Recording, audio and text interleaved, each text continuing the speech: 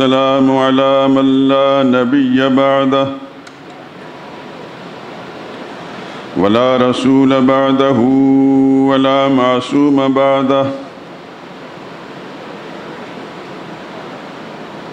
أما بعد فإن خير الحديث كتاب الله وخير الهدي هدي محمد صلى الله عليه وسلم وشر الأمور محدثاتها وكل محدثة بدعة وكل بدعة ضلالة وكل ضلالة في النار. أعوذ بالله من الشيطان الرجيم. بسم الله الرحمن الرحيم.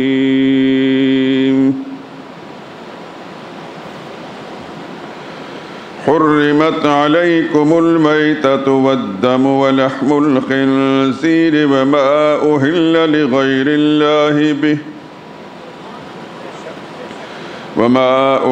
لغير الله به والمنخنقة والموقوذة والمتردية والنطيحة وما أكل السبع إلا ما ذكيتم وما ذبح على النصب وأن تستقسموا بالأزلام. اليوم يئس الذين كفروا من دينكم فلا تخشوهم واخشون. اليوم أكملت لكم دينكم وأتممت عليكم نعمتي ورضيت لكم الإسلام دينا. فمن اضطر في مخمصة غير متجانف لإثم فإن الله غفور رحيم.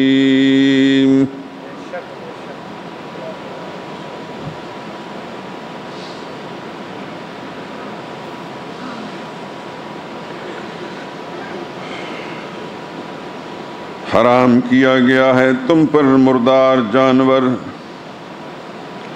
اور بہتا ہوا لہو اور سور کا گوشت اور جس چیز پر اللہ کے سوا کسی اور کا نام پکارا جائے اور جو جانور گلا گھٹ کر مر جائے اور جو چوٹ لگ کر مر جائے اور جو کسی بلندی سے گر کر مر جائے اور جو سینگ لگ کر مر جائے یہ سب حرام ہیں. اور وہ جانور بھی جس کو درندے پھاڑ کھائیں مگر جس کو تم مرنے سے پہلے ذبح کر ڈالو. اور وہ جانور بھی جو کسی آستانے پر ذبح کیے جائیں. اور یہ بھی کہ تیروں کے ذریعے قسمت معلوم کرو. یہ سب گناہ کے کام ہیں. آج کافر لوگ تمہارے دین سے نا امید ہو گئے ہیں تو ان سے مت ڈرو اور مجھے سے ڈرتے رہو. اور آج ہم نے تمہارے لیے تمہارا دین کامل کر دیا ہے اور اپنی نعمتیں بھی تم پر پوری کر دی اور تمہارے لیے اسلام کو بطور دین پسند کیا. ہاں جو شخص بھوک میں ناچار ہو جائے بشرطے کہ گناہ کی طرف مائل نہ ہو تو اللہ بخشنے والا مہربان ہے. سبحان ربک رب العزت عما یصفون وسلام علی المرسلین والحمد للہ رب العالمین.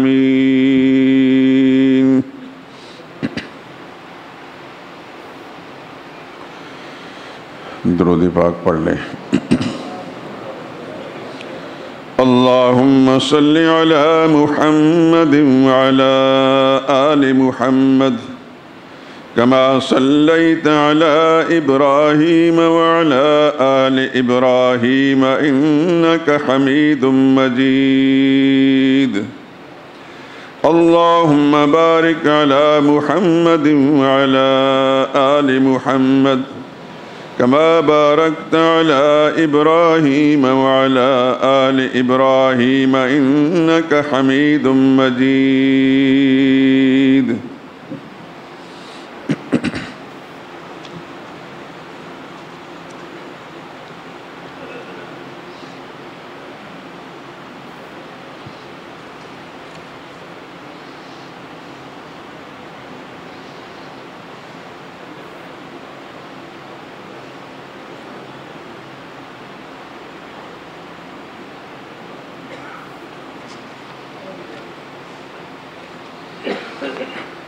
حاجت روا بھی تو ہے، مشکل کشا بھی تو ہے، حاجت روا بھی تو ہے، مشکل کشا بھی تو ہے، خلاق دو جہاں ہے، سب کا خدا بھی تو ہے۔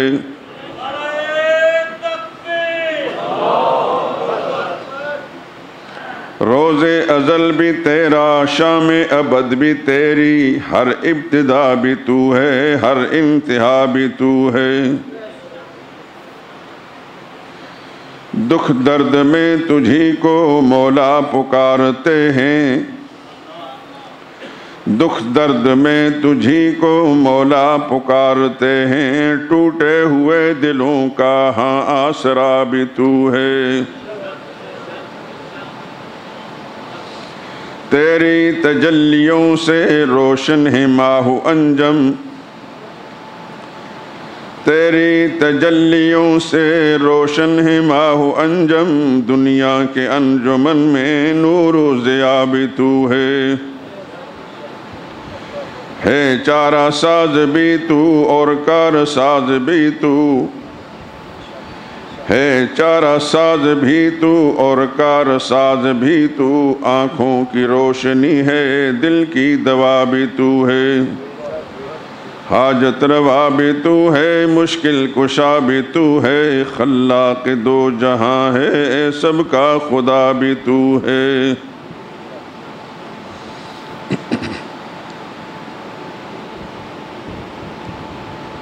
بزرگان محترم، برادران عزیز، قرآن حکیم سورہ مائدہ جو 5ویں نمبر کی قرآن کی صورت ہے، اس کی آیت نمبر 3 اس وقت تلاوت کی ہے، اور آیت کے الفاظ پہ جن حضرات نے غور فرمایا اور ترجمے پر انہیں مضمون کا اندازہ ہو گیا۔ خدا کا شکر ادا کرتا ہوں کہ ہمارے دوست، ہمارے ساتھی یعنی آپ حضرات، ان کو اللہ تعالیٰ نے اس قدر شعور، احساس نصیب فرمایا ہے کہ بعض اشارات سے بھی بات سمجھ آتے ہیں۔ میں نے بڑا تجربہ کیا ہے یہاں سے باہر جا کر، اپنے علاقے میں بھی اور پنجاب کے بعض علاقوں کے اندر کوئی بات بھی جب ہم کرتے ہیں تو اس کو سمجھانے کے لیے ہمیں بہت زیادہ مشقت اٹھانی پڑتی ہے، بہت محنت کرتی ہے، اور ہر زاویے سے بات کو سمجھانے کی کوشش کرتے ہیں، جبکہ ہمارے ہاں ہمارے احباب آپ حضرات کو اللہ تعالیٰ نے اپنی رحمت سے، اس مجلس کی برکت سے اشاروں کے ساتھ بات سمجھنے کی توفیق عطا فرمائی، اور میرے لیے آسانی رہتی ہے۔ میں بطور تحدیث نعمت یہ کہتا ہوں، کوئی عالم دین بھی جس کا عقیدہ صحیح ہو اور خدا کی توحید کو بے لاگ بیان کرنا چاہے تو مسجد شہداء کا پلیٹ فارم ایسا ہے کہ جہاں اس کے لیے کوئی مشکل بھی نہیں ہوگی۔ اس 48 برس کے اندر ہم نے یہ ایسی گراؤنڈ بنا دی ہے الحمدللہ العظیم کہ نہ خود ہمارے لیے کوئی مشکل پیش آتی ہے اور نہ کسی دوسرے کے لیے۔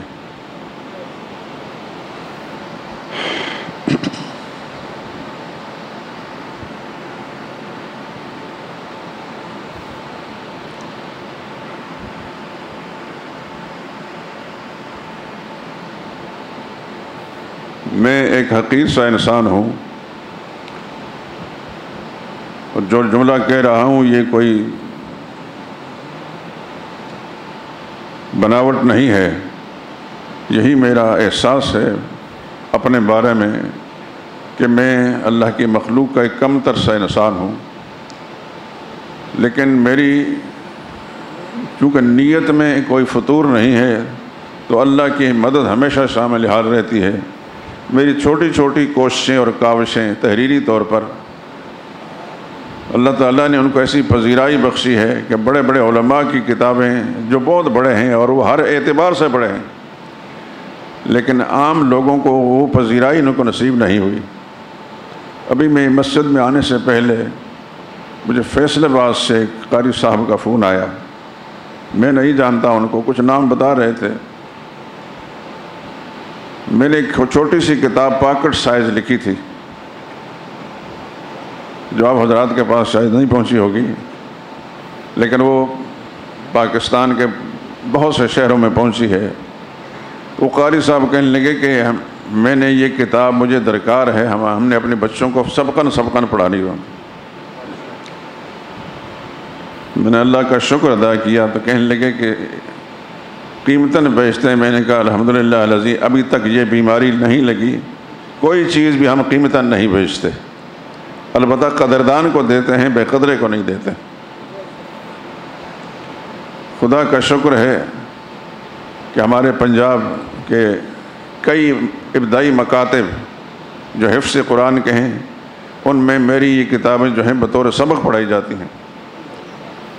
میں اپنے آپ کو کم تر سمجھتا ہوں اور ہوں حقیقتاً، لیکن خدا کی مہربانی شامل حال ہے کہ میرے اس حقیر سے قلم سے اللہ تعالیٰ نے لوگوں کے لیے ایسی کشش پیدا کی ہے۔ وہاں میں جہاں فیکٹری ہے، اس کو قرب جوار میں، بعض مکاتب کے اندر، لالا موسیٰ میں، جہاں جہاں سے مجھے اطلاع ملتی ہے تو میں یہ بات بتا رہا ہوں۔ باقاعدہ بچوں کو ابتدائی مکاتب کے اندر وقت پڑھائی جاتی ہے، بلکہ ہمارے علاقے میں ایک عالم ہیں جو ہمارے دور کے رشتہ دار بھی ہیں، صاحب علم ہیں۔ مجھے یہ پتہ چلا ہے کہ وہ اپنے سکول کے نصاب کے اندر بچوں کو، یعنی خارج از نصاب کتاب ہوتی ہے نا، اس کو باقاعدہ پڑھاتے ہیں، کیونکہ فائدہ اس کے اندر ہے الحمدللہ العظیم، تو لوگوں کے ہاں اس کی اہمیت ہے۔ خیر، یہ تو ایک ضمنی سی بات میں نے عرض کر دی۔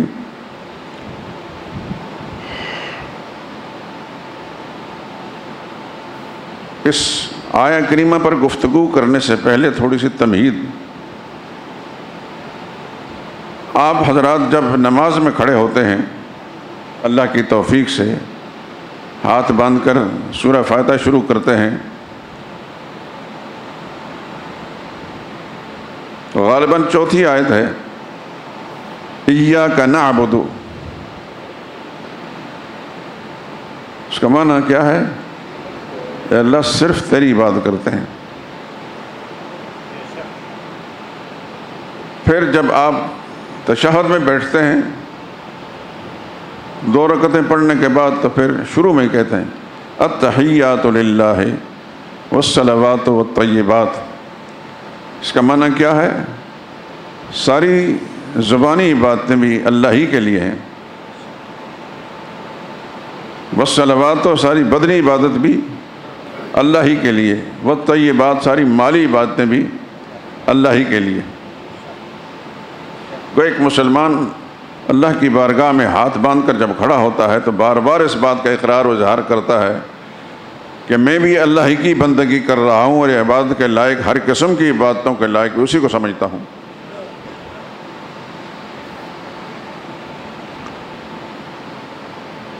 زبانی عبادتیں بھی اللہ کے لیے، بدنی عبادتیں بھی اللہ کے لیے، اور مالی عبادتیں بھی اللہ کے لیے۔ زبانی عبادتیں کیا کیا ہیں؟ اللہ کی حمد و ثنا، سبحان اللہ، الحمدللہ، لا الہ الا اللہ، اللہ اکبر، لا حول ولا قوت الا باللہ۔ یہ الگ الگ عبادت ہے۔ اس لیے اس کلمے کے بارے میں حضور صلی اللہ علیہ وسلم کا یہ ارشاد ہے کہ یہ مجھے اتنا پسند ہے، ہر وہ چیز جس پر سورج طلوع ہوتا ہے اس سے زیادہ پسند ہے مجھے۔ مراد سورج تو پوری کائنات کو روشن کرتا ہے۔ حضور کے فرمان کا منشا یہ ہے کہ پوری کائنات مجھے دے دی جائے، وہ مجھے اتنی پسند نہیں جتنے یہ کلمات مجھے پسند ہیں۔ یہ کلمات جو ہیں سبحان اللہ، الحمدللہ، لا الہ الا اللہ، اللہ اکبر، لا حول ولا قوت الا باللہ العلی، یہ 5 چیزیں ہیں، ان پر کم سے کم 5 گھنٹے گفتگو ہو سکتی ہے۔ زندگی نے اگر وفا کی تو شاید اس پر بھی انشاءاللہ بات کریں گے۔ دعا کریں کہ اللہ تعالی ہمت دے۔ تو زبانی عبادتیں اللہ کی حمد و ثنا، ذکر اذکار، اب جو ذکر کرتے ہیں یہ اللہ کی عبادت ہے، تسبیح و تحمید پڑھتے ہیں یہ اللہ کی عبادت ہے، دعا کرتے ہیں یہ اللہ کی بات ہے، استغفار پڑھتے ہیں اللہ کی بات ہے، اپنی زبان میں مانگتے ہیں یہ اللہ ہی کی بات ہے، یہ زبانی عبادت ہے۔ اور بدنی عبادت نماز میں کھڑے ہوتے ہیں جس میں بدن استعمال ہوتا ہے، روزہ رکھتے ہیں جس میں بدن کو مشقت ہوتی ہے، یہ بدنی عبادت ہے، طواف کرتے ہیں جس میں بدن کے لیے مشقت ہوتی ہے، بدنی عبادت ہے، اعتکاف میں بیٹھتے ہیں بدن استعمال ہوتا ہے، یہ بدنی عبادت ہے۔ اللہ حضر القیاس، جہاں جہاں بھی مال خرچ کرتے ہیں صدقہ یہ بدنی عبادت ہے، خیرات بدنی عبادت ہے، نظر بدنی عبادت ہے، نیاز بدنی عبادت ہے، قربانی بدنی عبادت ہے، زکوٰۃ بدنی عبادت ہے، مالی عبادت ہے، زکوٰۃ مالی عبادت ہے، صدقہ و خیرات مالی عبادت ہے، نظر نیاز مالی عبادت ہے، قربانی مالی عبادت ہے، جہاں جہاں مال خرچ ہو رہا ہے وہ مالی عبادت ہے۔ بتایا جا رہا ہے کہ عبادات کی کوئی قسم بھی ہو اس کا حقدار صرف اللہ ہے، یہ حق ہے اس کا، اور آپ جانتے ہیں کہ جس کا جو حق ہوتا ہے اسی کو دیا جانا چاہیے۔ اللہ کا حق کسی نبی کو نہیں دیا جا سکتا، کہ دیا جا سکتا ہے؟ آپ کو نبی سے پیار ہے کہ نہیں؟ یقیناً آپ کو زیادہ پیار ہوگا، وہ جو ادھر بہت بڑے لمبے چوڑے صدقے یا رسول اللہ کہتے ہیں ان کو پیار نہیں، اس لیے کہ نبی کی تعلیم کے خلاف جو کام کرتا ہے اس کو نبی سے پیار نہیں۔ جو شخص نبی کی تعلیم کے مطابق سوچ رکھتا ہے، اس کے مطابق بات کرتا ہے، اس کو نبی کے سچا پیار ہے، کیونکہ تمام انبیاء کرام علیہ السلام اسی کام کے لیے آئے۔ رسول اللہ صلی اللہ علیہ وسلم سے سچا پیار اسی کو انسان کو ہے جس کا عقیدہ توحید پر مبنی ہے اور اللہ کی توحید کی بات کرتا ہے۔ توحیدی کی خاطر تو رسول اللہ صلی اللہ علیہ وسلم کو مکہ چھوڑنا پڑا، توحیدی کی خاطر تو رسول اللہ صلی اللہ علیہ وسلم کو مار کھانی پڑی، توحیدی کے لیے تو معرکہ بدر پیش آیا، غزوہ احد پیش آیا، رسول اللہ زخمی ہوئے، آپ کے چچا سیدنا حمزہ ان کے ٹکڑے کیے گئے، آپ کے پھوپھی ذات سیدنا عبداللہ بن جحش اور اس کے جسم کو چیرا گیا، جسم کے ٹکڑے ٹکڑے کیے گئے، 70 صحابہ اکرام شہید ہوئے، کیا کیا ان کے ساتھ نہیں ہوا۔ اس کے بعد تمام غزوات کو دیکھیں، ان کے اندر جھگڑا کیا تھا؟ صرف اللہ کی توحید تھی اور کچھ بھی نہیں تھا۔ آج تو لوگ اقتدار کے لیے جھگڑتے ہیں، اپنی اسمبلی کو حال دیکھیں، خدا کی قسم شرم آتی ہے۔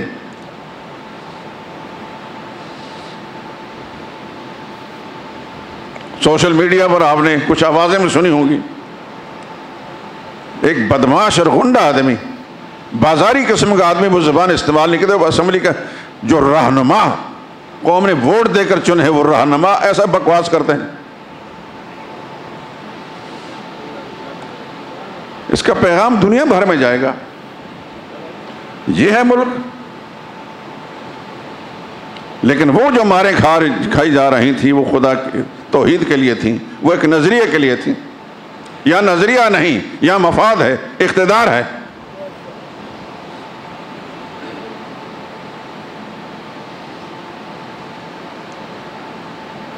بات میں کر رہا تھا کہ یہ آپ کا عقیدہ ہے اور آپ سمجھتے ہیں اس بات کو کہ تمام کی تمام قسمیں عبادت کی صرف کس کے لیے ہیں؟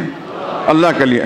اللہ کا جو حق ہے وہ کسی نبی کو بھی نہیں دیا جا سکتا۔ نبی کے ساتھ سب کو پیار ہے، آپ کو پیار ہے، ہر موحد کو پیار ہے، ہر صاحب ایمان کو پیار ہے، لیکن نبی کو وہی کچھ دیا جائے گا جو نبی کا حق ہے۔ جو خدا کا حق ہے وہ نبی کو نہیں دیا جا سکتا۔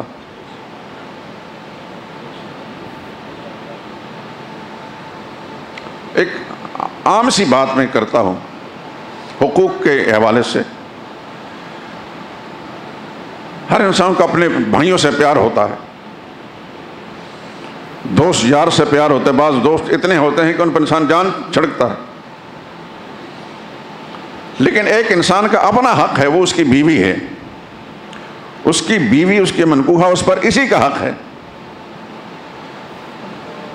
اپنے پیارے بھائی کو بیوی کا حق دیا جا سکتا ہے،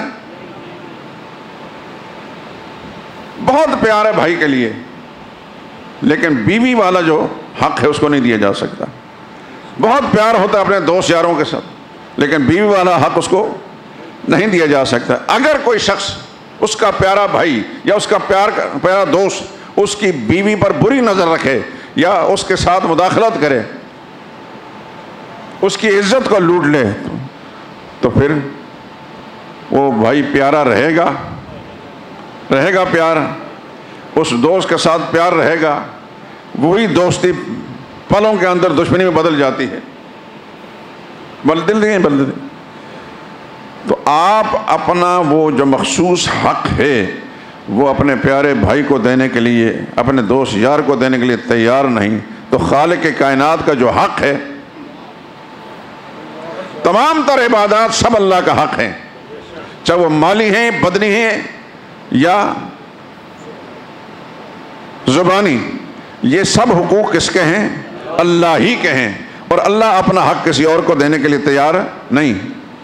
نبی کا رتبہ بہت بڑا، شان بہت بڑی، لیکن اللہ کا حق نبی کو نہیں دیا جا سکتا۔ اسی لیے بعض صحابہ اکرام نے ایک موقع پر اجازت مانگی کہ ہمیں اجازت، تسجد لک البہائم ونحن احق ان نسجد، یا رسول اللہ آپ کے سامنے تو جانور بھی جھکتے ہیں، ایک سجدے کی شکل بن جاتی ہے، ہم زیادہ حقدار ہیں اجازت۔ فرمایا نہیں، سجدہ اللہ کا حق ہے، اللہ کا سوا کسی اور کا نہیں۔ صحابہ کرام نے حضور کو سجدہ کیا، رسول اللہ کے اشاروں پر جانے قربان کر دیں، اپنی املاک قربان کر دیں، وطن چھوڑ دیا، ماں باپ خاندان چھوڑ دیے، لیکن رسول اللہ کو سجدہ نہیں کیا۔ حضور کے فرمان پر تمام مرغوبات چھوڑ دیں، لیکن سجدہ نہیں کیا۔ حضرت موسیٰ بن عمیر کا بارہا ذکر آپ نے سنا ہے، بڑا خوبصورت نوجوان، مکہ شہر کا بانکا جوان، جس کے لباس کا بڑا چرچا تھا اس زمانے میں، جس کی خوشبوؤں کا بڑا چرچا تھا، جس گلی سے گزر جاتے تھے وہ مہک جاتی تھی، لوگ سمجھتے تھے کہ یہاں سے موسیٰ بن عمیر گزرا ہے۔ لیکن جب رسول اللہ کے دامن سے وابستہ ہوئے، ماں مشرکہ تھی، ماں نے کہا کھانا پینا آپ کا بند، فرمایا مجھے منظور ہے، آپ کے جوڑے بند، فرمایا مجھے منظور ہے۔ جب یہ تیر نشانے پر نہیں بیٹھا، کہنے لگے اب میں کھاؤں پیوں گی نہیں، مر جاؤں گی، تم نے محمد سے جب تک بیعت کا اعلان نہیں کیا۔ ان کو اپنی ماں سے بڑا پیار تھا، ہوتا ہے ماں کے ساتھ، لیکن ایمان پختہ تھا، کہنے لگے آپ مر بھی جائیں مجھے آپ کی موت منظور ہے، رسول اللہ سے بغاوت منظور نہیں۔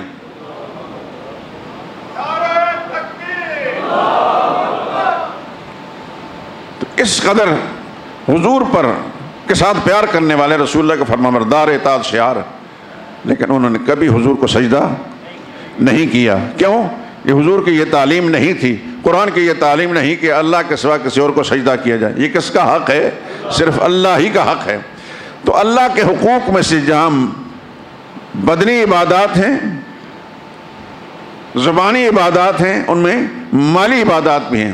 مالی عبادات کے اندر جس طرح زکوٰۃ اللہ کا حق ہے، صدقہ و خیرات اللہ کا حق ہے، نظر و نیاز بھی اللہ ہی کا حق ہے۔ یہ مسئلہ میں سمجھانا چاہتا ہوں، یہ تمہید جو میں نے اتنی لمبی کی ہے اس بات کے لیے کہ نظر و نیاز بھی اللہ کا حق ہے۔ جہالت کا مارا ہوا مسلمان کہلانے والا مسلمان کہلاتا ہے، لا الہ الا اللہ محمد رسول اللہ پڑھتا ہے، لیکن جہالت اس کے رگ رگ میں اس طرح دھنسی ہوئی ہے کہ اللہ کا حق وہ مخلوق کو دینے کے لیے دیگیں پکاتا ہے، چڑھاوے چڑھاتا ہے کسی بھی درگاہ پر، کسی مزار مقبرے پر، ان کے نام کی نیازیں دیتا ہے، اور وہ خوش ہوتا ہے کہ میں نے بڑا کام کیا، اندازہ نہیں کہ خدا کی پھٹکار پڑ رہی ہے اس پر۔ جو مال خدا نے اس کو دیا تھا، خدا کے نام پر خرچ کر سکتا تھا، اللہ کے سوا کسی اور کا نام اللہ کا ہوگا، باقی جس کو بھی چاہے کھلائے، اس کی گنجائش ہے۔ اپنے محلے میں کھلائے، رشتہ داروں کو کھلائے، دوست یاروں کو کھلائے، مقبروں پر جا کر کھلائے، لیکن نیاز اللہ کے نام کی ہوگی۔ اللہ کے سوا کسی اور کے نام کی نیاز نہیں دی جا سکتی، کیونکہ یہ اللہ کا حق ہے۔ جس طرح آپ کے حق پر کوئی ڈھاکہ ڈالے آپ اس کو دشمن سمجھتے ہیں، خدا کا حق جب کسی غیر کو دیا جاتا ہے تو پروردگار عالم کو بھی غضب آتا ہے۔ اس لیے اللہ نے قرآن میں اعلان کر دیا انہ من یشرک باللہ فقد حرم اللہ علیہ الجنہ۔ کان کھول کر سن لو، جس نے خدا کے ساتھ کسی کو شریک بنایا اس پر خدا نے جنت حرام ٹھہرا دی، اس کے لیے جنت حرام ہے۔ خدا کا حق خدا کے سوا کسی اور کو نہیں دیا جا سکتا۔ اس بات کو پختہ بنا لیں اپنے دل و دماغ میں۔ جس طرح سجدہ اللہ کے سوا کسی اور کے لیے روا نہیں، رکوع اللہ کے سوا کسی اور کے لیے جائز نہیں، بھوک پیاس کسی کی خوشنودی کی خاطر جائز نہیں، روزہ کی شکل میں کسی کو خوش رکھنے کے لیے بھوک پیاس برداشت کرنا جائز نہیں۔ اسی طرح اللہ کے دیے ہوئے مال کو اللہ کے سوا کسی اور کے نام پر بطور نظر اور نیاز ماننا اور دینا، کھانا اور کھلانا جائز نہیں ہے۔ ایسا انسان جس کی نیت میں یہ فطور آتا ہے وہ مشرک بن جاتا ہے۔ ہمارے حنفی فقہا کی کتابوں میں علامہ ابن عابدین شامی نے، علامہ ابن نجیم مصری نے بڑے واضح انداز پر بحر رائق میں اور فتاوی شامی کے اندر بڑی واضح باتوں کے ساتھ یہ بات لکھی ہے۔ اگر آپ ضرور سمجھیں گے تو میں انشاءاللہ کتابیں لا کر ان کتابوں کی عبارتیں بھی آپ کو سنا دوں گا۔ دیکھیں، میں خدا کا شکر ادا کرتا ہوں کہ اللہ نے جتنا فہم مجھے دیا ہے، جتنی سمجھ دی ہے، اس کے اندر میں نے کبھی غلطی نہیں کی۔ یہ اللہ کا انعام ہے، میرا کمال نہیں۔ خدا کی پناہ مانگتا ہوں اس بات سے کہ میں کسی خود پسندی میں یا عجب میں آ جاؤں کہ میں بھی کوئی چیز، میں کچھ بھی نہیں ہوں، اللہ کا ادنا سا ایک بندہ ہوں، ادنا مخلوق ہوں، لیکن خدا کی دی ہوئی توفیق سے یہ باتیں آپ کے سامنے کر رہا ہوں۔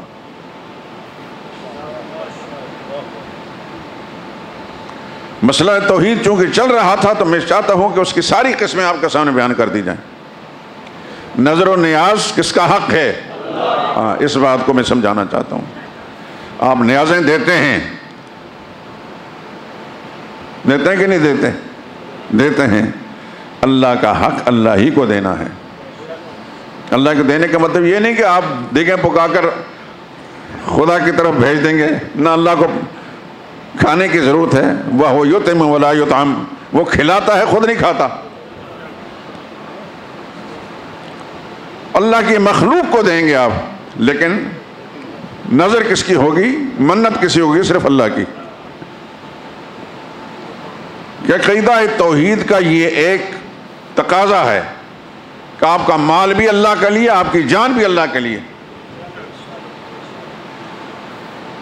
جان بھی اللہ کے لیے، مال بھی اللہ کے لیے۔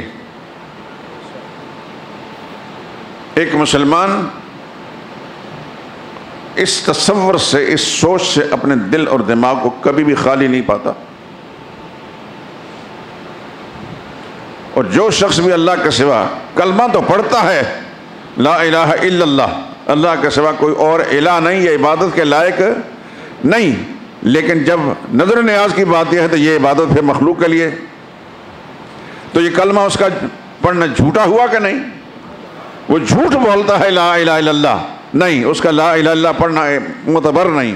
لا الہ الا اللہ میں اقرار کر چکا ہے کہ اللہ کے سوا کوئی عبادت کے لائق نہیں، تو یہ عبادت پھر مخلوق کے لیے کیوں دے رہا؟ لا الہ الا اللہ پڑھے اور سجدہ کسی اور جگہ جا کر کرے، اس کا لا الہ الا اللہ پڑھنا معتبر ہے؟ لا الہ الا اللہ پڑھے اور قربانی اللہ کے سوا کسی اور کے نام کی کرے، اس کی قربانی کا اعتبار ہے؟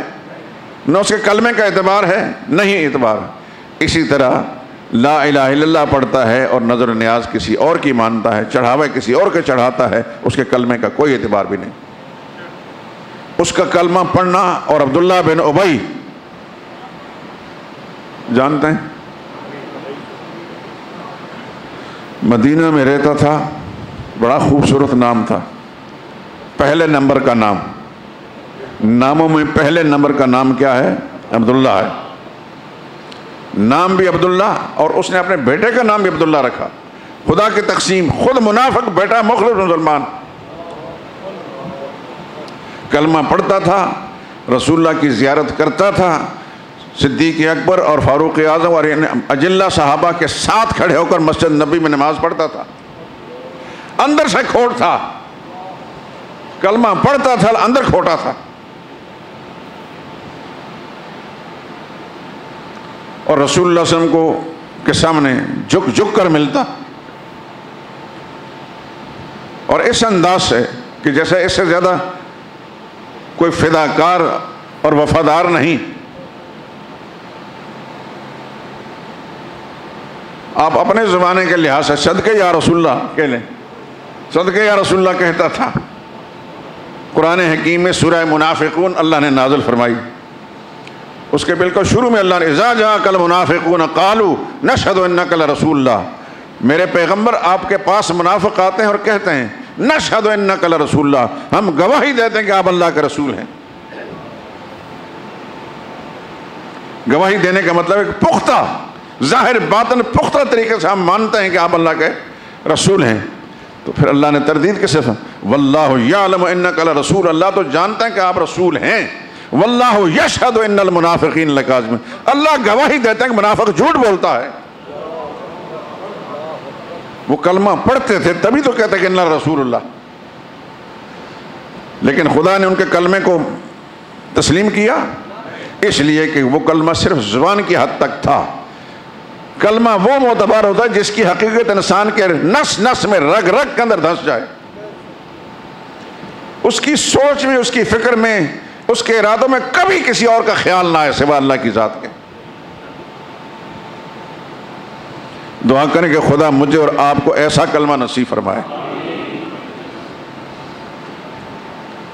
ہم نے صحابہ کو نہیں دیکھا، صدیاں بیت چکی ہیں، لیکن اس میں بھی کوئی شک نہیں کہ ہمیں صحابہ سے پیار ہے کہ نہیں؟ ہاتھ کھڑا کریں. جزاکم اللہ خیرہ. میں اپنی بات کرتا ہوں، ایک حقیر سا انسان ہوں. صحابہ کا تذکرہ آتا ہے تو میرے کانوں کے ذریعے سے جو آواز میرے تک پہنچتی ہے نا، اس کی مٹھاس میرے پورے جسم کے اندر پھیل جاتی ہے. پچھلے ہفتے میں پشاور گیا، بہت سارے کام تھے، دینی ہی کام تھے اور دنیا میں کوئی کام نہیں تھا. مجھے ایک ساتھی نے بتایا کہ پشاور سے آگے ایک صحابی کی قبر ہے، آپ حضرات بھی سن لیں. اور آپ ان مجالس کے اندر میری زبان سے سن ہی چکے ہیں کہ مجھے صحابہ کرام سے کس قدر پیار ہے. میں اللہ سے دعا کرتا ہوں اللہ پاک مجھے زندگی آخری سانس تک، آخری ہچکی تک اس عقیدے پر قائم رکھے، اور آپ حضرات کو بھی اسی پر قائم رکھے. میں جب پشاور پہنچا موٹر وے کے ذریعے سے رسکئی انٹرچینج پر، تو ہمارے ایک ساتھی جو یہاں کاروبار کرتے ہیں، پٹھان ہیں، آج یہاں ہیں نہیں اس واسطے، ہال روڈ پر کاروبار ہے، وہاں کوئی فیکٹری بنا رہے ہیں. انہی کے ذریعے مجھے پتہ چلا تھا، تو میں نے پشاور جانا ہی تھا. تو میں نے کہا کہ اس سفر کے اندر زندگی نے وفا کی تو وہاں جائیں گے. پشاور سے کوئی 35 کلومیٹر آگے ایک دیہات ہے، چغر مٹی اس جگہ کا نام ہے. اسی وقت سیدھے گیا ہے، باوجود ہے کہ میری طبیعت ٹھیک نہیں تھی، میرے گھٹنوں میں اور ٹانگوں میں اس سے تکلیف ہے کہ مجھ سے زیادہ چلا بھی نہیں جاتا. اور آپ حضرات ایسا لگتا ہے کہ میرے لیے دعا نہیں کرتے، کہ آپ کے دل سے نکلی ہوئی دعا یقیناً مجھے مفید ہوگی. میرا ایمان ہے اس بات پر کہ کوئی مسلمان دوسرے مسلمان کے لیے پس پردہ دعا کرتا تو خدا سے ضرور مانتے ہیں، قبول کرتے ہیں. مجھے آپ سے امید یہ ہے کہ آپ میرے لیے دعا کریں کہ اللہ زندگی کی جتنے سانس بھی میرے لیے مقدر ہیں ان کو ایسا دے کہ میں کوئی دین کا کام کر سکوں. خیر وہاں پہنچے، مغرب کے تھوڑے سے فاصلے پہلے بار ایک اونچی سی جگہ تھی، کوئی پہاڑی کا کوئی حصہ تھا. تو اس کے ساتھ نیچے اترے، کچھ چند دکانیں بھی دائیں بائیں نظر آئیں. پھر وہ صاحب جو ہمیں لے گئے تھے انہوں نے گاڑی کھڑی کی، وہاں سے تھوڑا سا ڈھلان تھی، اوپر کی طرف چڑھنا تھا، میرے ہاتھ میں لاٹھی تھی، لاٹھی کے ذریعے سے چونکہ مقصد تھا، مجھے تکلیف ہوئی، اس کے بعد اب تک اس کے اسرار ہیں، لیکن میں نے اس بات کی پرواہ نہیں کہ تکلیف ہوتی ہے تو ہوتی رہے۔ الحمدللہ العظیم ان صحابی کی قبر پر ہم پہنچ گئے رضی اللہ تعالیٰ عنہ۔ ایک بڑی سی قبر ہے، پتہ یہ چلا کہ بہت سارے ان کے ساتھ آنے والے جو صحابہ اکرام تھے یہاں شہید ہوئے، وہ جہاد کے مقصد سے وہ آئے تھے، ان کی ساری ہسٹری پڑھی جائے تو پتہ چلتا ہے۔ حضرت سنان بن سلمہ بن المحبق الحزلی سن 55 ہجری کے اندر یہ شہید ہوئے ہیں، اور صحابہ اکرام جو عرب دنیا سے نکل کر مختلف ملکوں کے اندر جہاد کے لیے گئے، ان میں اس جہادی مہم کے اندر ایک طبقہ ان کا بھی تھا۔ اور آپ حضرات کو یہ جان لینا چاہیے کہ آپ کے پاکستان میں بہت سارے صحابہ اکرام شہید ہوئے ہیں اور مختلف جگہوں کی قبریں ہیں، لیکن ہماری مجموعی طور پر منحوس القوم ہماری سوچ اور ہے، اس وجہ سے نہ صحابہ اکرام کی طرف طلب ہے نہ اس کے لیے جاتے ہیں ہم۔ آپ کے جنوبی پنجاب میں اور سندھ کے اندر بہت سارے صحابہ اکرام، بلوچستان کے اندر ہیں، افغانستان کے اندر کابل شہر کے فاصلے پر 2 قبریں میں خود دیکھ کر آیا ہوں، غالباً 1994 یا 95 میں۔ تو وہاں ہم گئے، ایک بڑی پتہ ہی چلا کہ جتنی قبریں دائیں بائیں تھیں ان سب کو اکٹھا کر دیا تاکہ ضائع نہ ہو، ایک بڑی قبر بنا دی گئی، لیکن خدا کا شکر ہے کہ وہاں کوئی قسم کا شرک ہمیں نظر نہ آیا، کوئی بدعت نظر نہیں آئی۔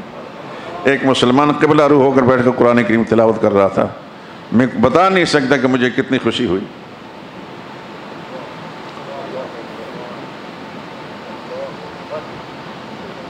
کہاں تھے وہ، کہاں سے نکلے؟ میں نے پھر صحابہ کے تذکرے پر جو کتابیں لکھی گئی ہیں ان میں تھوڑا سا ان کا تذکرہ پڑھا۔ غزوہ حنین کے موقع پر غالباً ان کے والد حضرت سلمہ جہاد میں مصروف تھے، تو ان کو پتہ چلا کہ ان کے ہاں بیٹا پیدا ہوا ہے، خوشی کی خبر سنائی گئی، تو انہوں نے کہا مجھے اللہ کی راہ میں جہاد کرنا زیادہ پیارا لگتا ہے، اتنی خوشی مجھے اس جہاد کے عمل میں ہے، اتنی خوشی بیٹا پیدا ہونے کی نہیں ہے۔ تو رسول اللہ صلی اللہ علیہ وسلم نے پھر ان کا نام حضور نے تجویز کیا، سنان، سنان کا معنی تیر، نیزہ۔ پھر آگے چل کر یہ جوانی کے حدود میں پہنچے تو خدا نے جہاد کا کام ان سے لیا، اپنے ملک میں نہیں یہاں آ کر شہید ہوئے۔ کہاں کہاں پہنچے ہیں صحابہ اکرام، ہزاروں صحابہ اکرام، لیکن آپ کو حجاز مقدس کے اندر متعین طور پر ان سب کی قبریں نہیں ملیں گی۔ چند ہزار صحابہ اکرام ان کی قبریں جنت البقیع میں ہیں، باقی اتنی بڑی تعداد صحابہ اکرام کی کہاں کہاں گئے۔ کچھ روس کے علاقوں کے اندر ان کی قبریں ہیں، افغانستان میں ان کی قبریں ہیں، پاکستان کی ان کی قبریں ہیں۔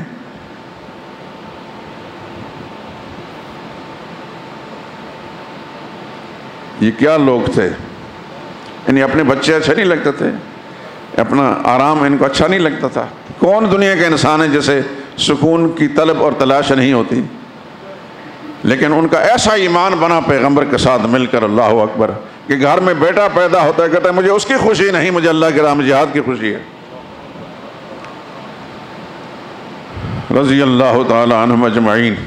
خدا مجھے بھی اور آپ کو بھی ان کی سچی محبت ایسی نصیب فرمائے کہ ہمیں ایک پل بھی ہمارے دل و دماغ ان کے تصور سے، ان کے احساس سے، ان کے عقیدت سے خالی نہ ہو۔ میں اکثر آپ کو ان مجالس کے اندر عرض کر چکا ہوں، 3 باتیں کبھی نہ چھوٹیں آپ سے۔ اللہ کی محبت جو ساری محبتوں پر غالب، بات سمجھ میں آئی کہ نہیں آئی؟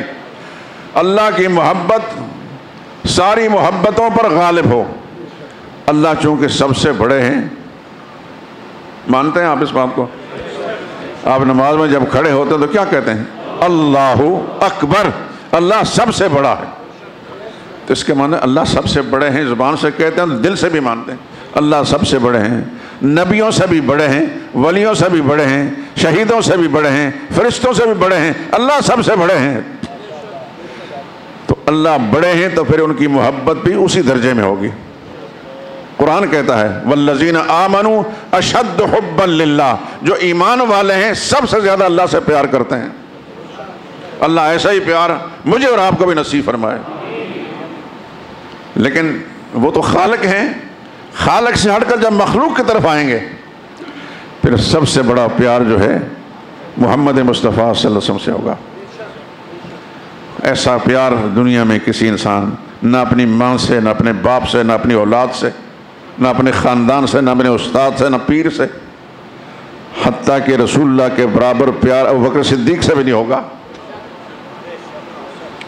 رسول اللہ کی شان بہت اونچی ہے۔ حضور نے فرمایا لا یؤمن احدکم حتی اکون احب الیہ من والدہ وولدہ والناس اجمعین، تم میں سے کوئی شخص جو مومن ہونے کا دعوے دار ہے مومن بن نہیں سکتا جب تک اکون احب الیہ من والدہ وولدہ، جب اپنے باپ سے بڑھ کر، اولاد سے بڑھ کر اور ساری کائنات سے بڑھ کر مجھے محبوب نہ سمجھے، اس کا ایمان نہیں ہے۔ خدا ہمیں ایسا ایمان نصیب فرمائے کہ حضور کے محبت کے مقابلے میں کوئی چیز بھی ہمیں نہ جچے۔ پھر رسول اللہ صلی اللہ علیہ وسلم سے ہٹ کر جب نیچے آئیں گے امت کی طرف تو پھر سب سے زیادہ محبت کس سے ہوگی؟ صحابہ سے ہوگی۔ اور آج جن حالات کے اندر میں اور آپ سانس لے رہے ہیں، اس زمانے میں ایسے باغیوں کا، صحابہ کے دشمنوں کا بڑا غلبہ ہے اس ملک کے اندر، ان کو باقاعدہ پذیرائی ملی ہوئی ہے، ان کو سپورٹ ملی ہوئی ہے۔ لیکن آپ کا ساتھ خدا کی ذات ہے، آپ کا ایمان اللہ پر ہے، اللہ کی طاقت پر ہے، تو پھر اس ایمان کے تقاضے سے آپ کا کوئی کچھ بھی نہیں بگاڑ سکتا۔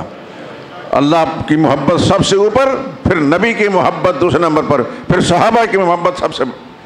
ان تین چیزوں سے دل و دماغ کو خالی نہ رکھنا، اس کے بعد آزاد ہیں آپ۔ جس بھی اللہ والے سے پیار کریں کوئی حرج کی بات نہیں، جس پر آپ کو اعتماد ہے، جس کے ساتھ آپ عقیدت ہے، آزاد ہیں۔ لیکن صحابہ کرام کا معاملہ خاص ہے، سارے ولیوں کے سردار ہیں صحابہ کرام، تمام ائمہ دین، فقہاء، محدثین کے سردار ہیں صحابہ کرام۔ عبداللہ بن مبارک جو بہت بڑے محدث، امام بخاری رحمہ اللہ کے استاد تھے، امام ابو حنیفہ کے مجلس فقہ کے ایک ممبر تھے، شاگرد تھے، بہت بڑے ولی اللہ تھے۔ ان کا وہ مقولہ آپ حضرات ذہن سے مت اتاریں، پہلے بھی کئی دفعہ سنا چکا ہوں۔ کسی نے ان سے سوال کیا کہ معاویہ بہتر ہیں یا عمر بن عبدالعزیز؟ سیدنا معاویہ صحابی ہیں رضی اللہ تعالیٰ عنہ، اور عمر بن عبدالعزیز صحابی نہیں ہیں، لیکن بڑے نیک نام اور نیک دل خلیفہ گزرے ہیں۔ پوچھنے والے کے ذہن میں کیا تھا اللہ ہی جانتا ہے، اس نے پوچھ لیا ان دونوں میں سے ایہما افضل، ان دونوں میں سے افضل کون ہے؟ تو عبداللہ بن مبارک پوچھے تمہاری دماغ ٹھکانے پر ہے؟ ایک صحابی کا اور غیر صحابی کا تقابل پوچھ رہے ہو؟ فرمایا الغبار الذی دخل انف فرس معاویہ مع رسول اللہ صلی اللہ علیہ وسلم خیر من الف عمر بن عزیز۔ حضرت معاویہ جب میدان جہاد میں گھوڑے پر سوار ہو کر جاتے تھے، رسول اللہ کے ساتھ، نبی کے ساتھ مل کر جہاد کے لیے نکلتے تھے، میدان جہاد کے گرد و غبار جو حضرت معاویہ کے گھوڑے کے ٹاپوں سے اڑ اڑ کر گھوڑے کی ناک میں بیٹھتی تھی، وہ گرد و غبار جو گھوڑے کی ناک میں بیٹھتی تھی جس میں معاویہ سوار ہوتے تھے، خیر من الف عمر بن عزیز، وہ گرد و غبار بھی ہزار عمر بن عزیز سے زیادہ افضل ہے۔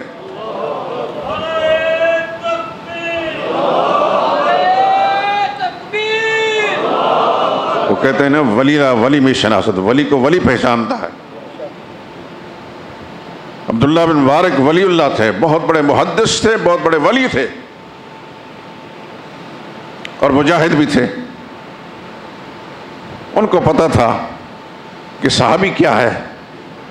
عمر بن عزیز بہت بڑے انسان تھے، خدا کی ارب و رحمتیں نازل ہوں، لیکن صحابی نہیں تھے۔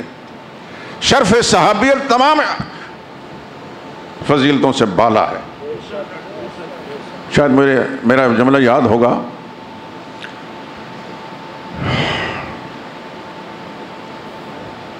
عمل کے ترازو میں صحابہ نہیں تلتے، صحابہ کو عمل کے ترازو میں نہیں تولا جائے گا، عمل کے ترازو میں ہم تلتے ہیں، میں اور آپ تلتے ہیں، دنیا کے سارے لوگ تلتے ہیں، سارے علماء، سارے فقہا، سارے محدثین، سارے صوفیہ، سارے بزرگ تلتے ہیں، لیکن جہاں صحابہ کی بات آتی ہے وہ عمل کے ترازو میں نہیں، نبی کی نسبت کے ترازو میں تلتے ہیں۔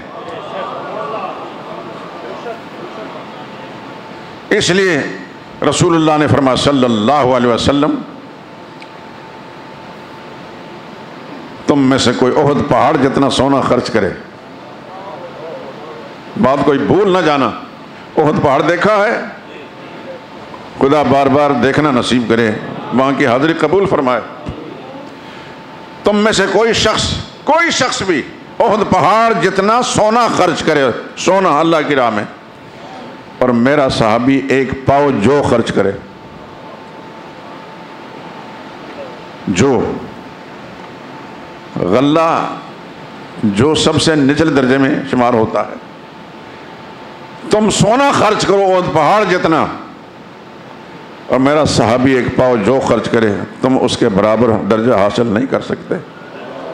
وجہ کیا ہے؟ وہی بات، نبی کی نسبت کے ترازو میں صحابہ تلتے ہیں، عمل کے ترازو میں نہیں۔ یہ دعا مانگا کریں تنہائیوں میں بھی، میرا رب دیکھتا بھی ہے مجھے بھی اور آپ کو بھی، سنتا بھی ہے، علیم و خبیر بھی ہے، بصیر بھی ہے۔ یا اللہ ہمیں صحابہ کی سچی محبت نصیب فرما، اپنے نبی کی سچی محبت نصیب فرما، اس محبت میں اطاعت خود بخود آئے گی، خالی خولی محبت نہیں۔ یا اللہ ہمیں نبی کی ایسی محبت نصیب فرما کہ ہمارے انگ انگ میں حضور کی اطاعت موجود ہو، اور یا اللہ تو اپنی ذات کی محبت نصیب فرما۔ اس سے بڑی دولت خدا کی قسم کسی کے پاس نہیں۔ خدا آپ کو بھی ایسا ہی بنا دے۔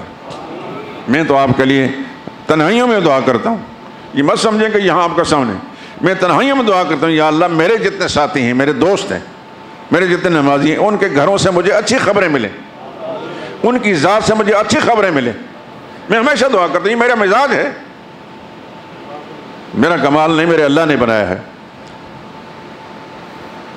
میں آپ سے بھی امید رکھتا ہوں کہ میرے لیے یہ دعا کریں کہ یا اللہ مجھے جو صحت دے دین کے کام کے لیے، میری زندگی کوئی لمحہ ضائع نہ جائے، بڑا ضائع کر چکے ہم اپنے اوائل عمر کے اندر، یا اللہ اب جو زندگی کی سانسیں ہیں ان کو کسی کام کے لیے بنا دے، ہماری زبان کو بھی ایسے توفیق دے کہ اس کے ذریعے سے لوگوں کی ہدایت کا پیغام پہنچے، اور ہمارے قلم کو بھی یا اللہ ایسی توفیق نصیب فرما کہ لوگوں کی آنے والی نسلوں کے لیے مفید ثابت ہو۔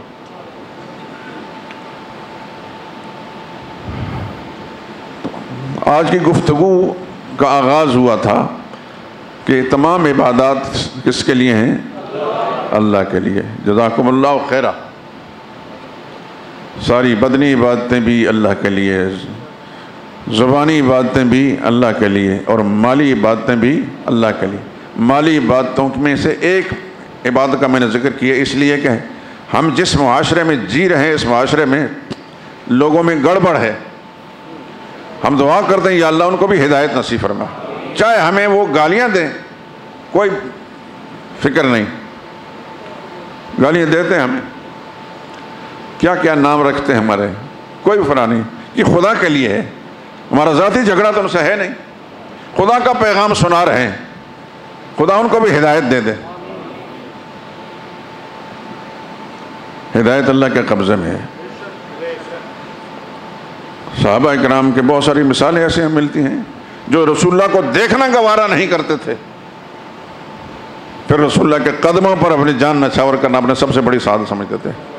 بات سمجھ میں آتی نہیں آتی تو بدترین دشمن، اور جب سمجھ میں آتی ہے تو اس سے بڑا دوست بھی کوئی نہیں ہوتا۔ میں جب یہاں آیا تھا، ہمارے قرب و جوار کے جو محلے ہیں، محلے کی خواتین اپنے بچوں کو اور عورتوں کو پیغام دیتی تھیں کہ اپنے بچوں کو مسجد شہداء میں نہ جانے دینا۔ مسجد شہداء کا نام تو شاید نہیں آتا، گول مسجد میں نہ آنے دینا۔ وہاں ایک مولوی آیا ہے، وہ بچوں کو گمراہ کرتا ہے، بڑا بے ادب ہے، بڑا گستاخ ہے، بزرگوں کو نہیں مانتا، ولیوں کو نہیں مانتا۔ ایمانداری سے بتائیں، جتنا عرصہ بھی آپ نے سنا ہے، کوئی ایک اشارے کنائے سے بھی آپ کو محسوس ہے کہ میں بزرگ کو نہیں مانتا؟ بزرگوں کی جوتیوں کی خاک میرے لیے سرمہ بصیرت ہے، ان کی جوتیاں ہمارے سر کے تاج ہیں۔ لعنت تعین، کوئی بزرگ بھی ہو، کہیں بھی ہو، بزرگ ہو سب، بزرگ نہ ہو۔ گرگ سمجھتے ہیں آپ؟ نہیں سمجھتے؟ فارسی زبان میں گرگ بھیڑیا کو کہتے ہیں، اور بز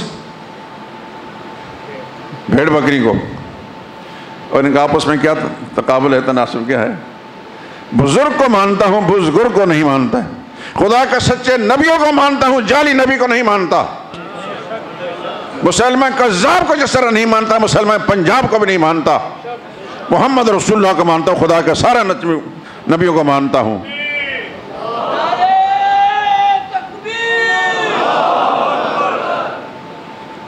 ختم نبوت پر میرا ایمان ہے۔ رسول اللہ خاتم النبیین ہیں، لا نبی بعدی، حضور نے فرمایا میرے بعد کوئی اور نبی، قیامت آ سکتی ہے، رسول اللہ کے بعد کوئی سچا نبی نہیں آ سکتا۔ جو بھی نبوت کا دعوے دار ہوگا جھوٹا ہوگا، جعلساز ہوگا۔ جو حضور کے بعد نبوت کا دعوے دار ہے وہ کذاب ہے، دجال ہے۔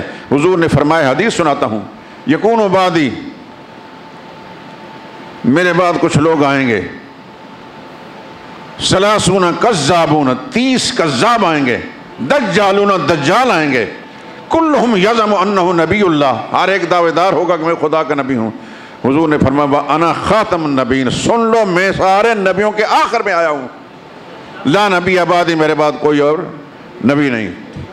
امام ابو حنیفہ رحمۃ اللہ تعالیٰ علیہ، خدا کی ارب و رحمتیں نازل ہوں، کتنے عجیب انسان تھے۔ انہوں نے فرمایا کہ کوئی شخص کسی مدعی نبوت سے، نبوت کے دعوے دار سے یہ پوچھے کہ تیرے نبی ہونے کی دلیل کیا ہے، اتنا پوچھنا بھی امام ابو حنیفہ کہتے ہیں پوچھنے والا بھی کافر ہے، گویا اس کو حضور کے لا نبی بعدی پر ایمان نہیں۔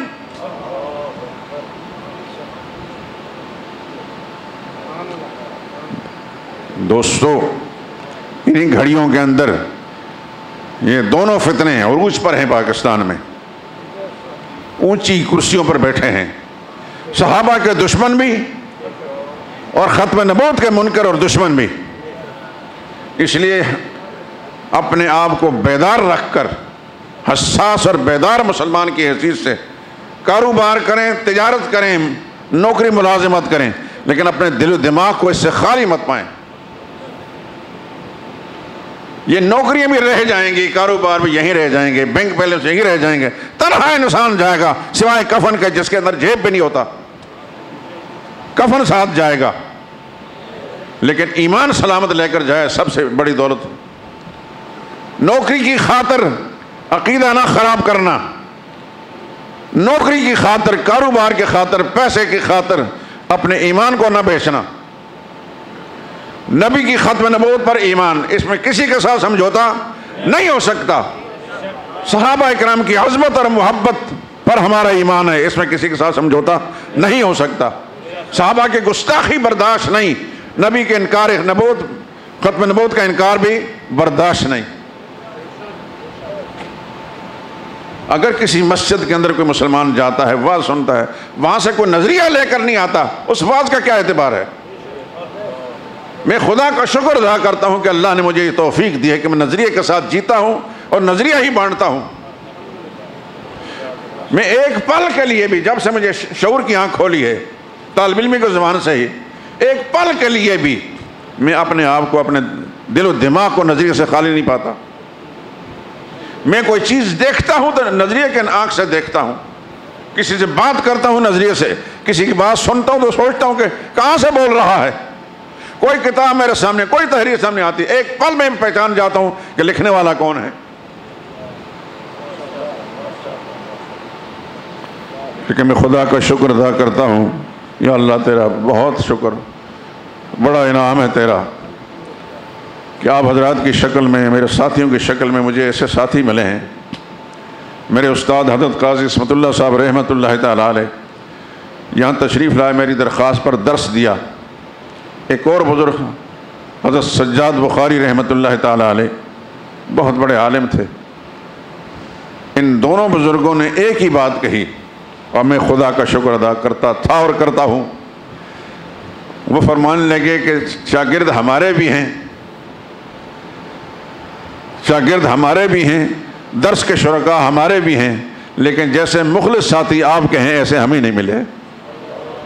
میں نے اللہ کا شکر ادا کیا، شکر ادا کرتا ہوں الحمدللہ العظیم کہ میں ایک نظریے سے جیتا ہوں اور نظریہ بانٹتا ہوں، اور میرے سارے ساتھی، میرے دوست، آپ حضرات سارے ایک نظریے والے لوگ ہیں، نظریہ لے کر آتے ہیں. مسجد میں ایسی چلے یا نہ چلے، نظریہ لے کر آتے ہیں. الحمدللہ العظیم. خدا سے دعا کریں اللہ اس نظریے پر قائم رکھے. وآخر دعوانا ان الحمدللہ رب العالمین.